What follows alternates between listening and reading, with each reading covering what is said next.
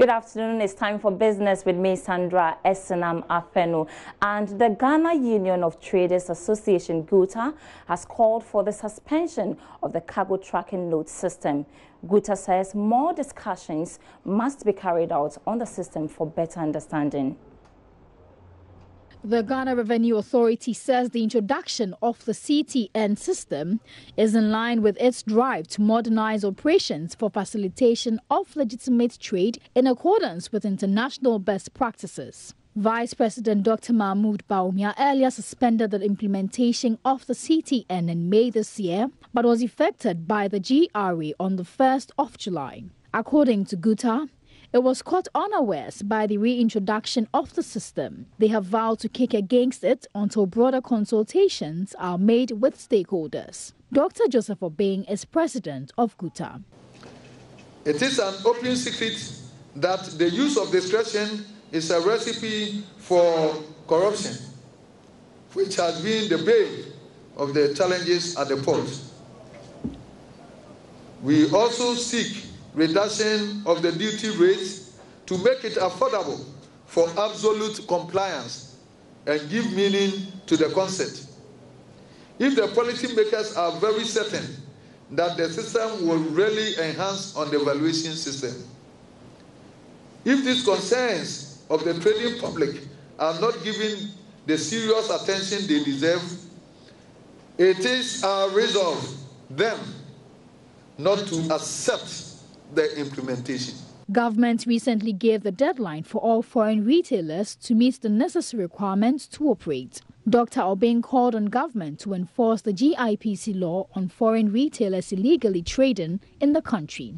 We would like to remind fellow Ghanaians that we have been very civil, obedient to our laws, and even to the extent that at the peak of our frustrations, agitations, and protestations, we closed our minds to the violence that had erupted in other countries. We would like to commend the government for the bold decision and, of course, to do what is legitimate, even though it has been long overdue.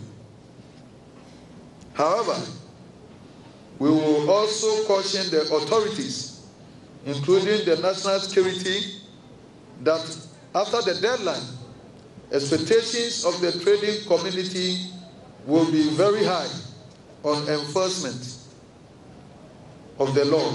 GUTA has given government 27th of July as the deadline to regulate foreign retailers in the country. One of the leading investors in ADB, Belstar Capital, has responded to the annulment of its shares in the bank. According to Belstar, most of the claims by the regulator in the statements are unfounded and not accurate. There's more in the following report. Belstar, which is said to hold significant stake in ADB, noted most of the claims put out by the regulator are not accurate and do not represent the situation on the ground. Belstar, for instance, maintained that claims that it used an emergency liquidity support the Bank of Ghana granted Unibank to acquire the shares in ADB are false, adding that the quantum of depositors' funds available at the time of the IPO, which stood at 3 billion cedis, far exceeds what was given out Belstar to acquire the shares in ADB compared to the 800 million cedi support from the Bank of Ghana. It therefore describes the statement by the central bank as regrettable. Belstar, in its response, also argued that it indeed sought the Bank of Ghana's permission to secure all those shares in ADB, and at no point in time was the regulator not aware of its share acquisition, again describing those claims in the central bank statement as false. According to the board chairman of Belstar, Kofi Apim, who signed the statement, he described the Bank of Ghana's action as unfortunate because of the way it has managed to create a negative impression about Belstar, which is not the true situation on the ground. All right, so let's now cross over to my colleague, Emmanuel Abuaji-Wiafe, in the business newsroom for an update on what to expect in the marketplace. Emmanuel, if you can hear me, what should we look out for on the marketplace?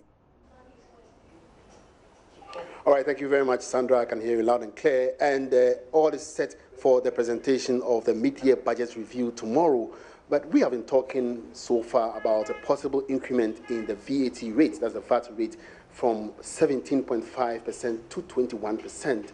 But news reaching us indicates that that original figure, that's the 17.5%, is going to be maintained. This is following a meeting which took place yesterday between the Cabinet and the Finance Minister, and the decision is that the VAT is not or is no more going to be increased to 21.5%. And on Marketplace, we're certainly bringing some updates on that development. We're also going to take a look at GUTA, the Ghana Union of Traders Association's call on government to implement the current directive that foreign retailers on our local market leave the scene because they are actually contravening GIPC's laws. So we're bringing more on that and some other developments in the banking industry as well. So it's going to be packed as usual on the Marketplace, which comes up shortly in about 15 minutes or so. Sandra. Wadi, that's quite interesting. Some form of good news for people out there about the VAT. So a lot to deal with the budget coming up on the Marketplace. But for now, my name is Sandra Esenamafenu. Do make a date with Emmanuel Abuaji on the Marketplace at 1.